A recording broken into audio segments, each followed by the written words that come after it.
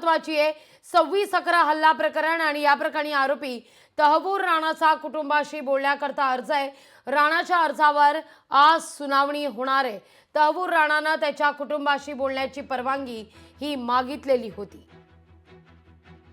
अधिक माहिती घेऊया आपल्या प्रतिनिधी भाग्यश्री प्रधान आचार्य यांच्याकडून। भाग्यश्री, किती वाजता या सुनावणीला सुरुवात होईल? सुप्रीम कोर्टात ही सुनावणी आहे लागवी। साधारण 11:30 पर्यंत या सुनावणीचा निकाल येणं अपेक्षित आहे, कारण प्रायोरिटीने घेतली जाणारी केस आहे ही।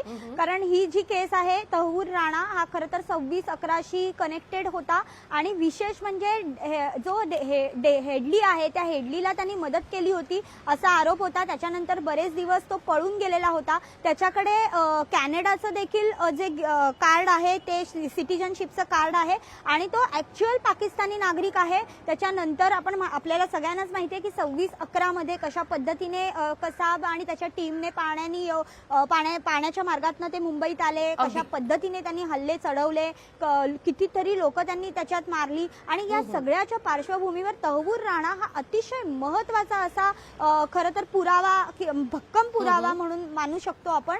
तर त्यासाठी आता तहव्वूर राणा जो अमेरिकेत होता, तर अमेरिकेतनं त्याला भारतात आणण्यासाठी अनेक प्रयत्न झाले। पंतप्रधान नरेंद्र मोदी ज्या वेळेला अमेरिकेत गेले होते त्यावेळी तहव्वूर राणाला आमच्या ताब्यात द्या अशी मागणी त्यांनी ट्रम्पकडे केली होती आणि त्यानंतर ट्रम्प यांनी तिथेच जाहीर घोषणा केली होती की आम्ही तुमच्या ताब्यात देऊ। त्यानंतर त्याला NIA नी इकडे आणलेला आहे। सध्या तो दिल्लीत आहे आणि दिल्लीमध्ये त्याची आज सुनावणी होणार आहे। त्याला त्याच्या आधी घरच्यांशी बोलायचं आणि घरच्यांशी बोलण्यासाठी त्यांनी खरं तर एक याचिका दाखल केलेली आहे। त्यामुळे त्याला घरच्यांशी बोलता येणार का आणि जर हो तर तो नेमका घरच्यांशी काय बोलणार, घरचे नेमके त्याचे कुठे आहेत, हे सगळ्या जी माहिती आहे ती आता लवकरच समोर येण्याची जी शक्यता आहे ती वर्तवण्यात येते लागवी।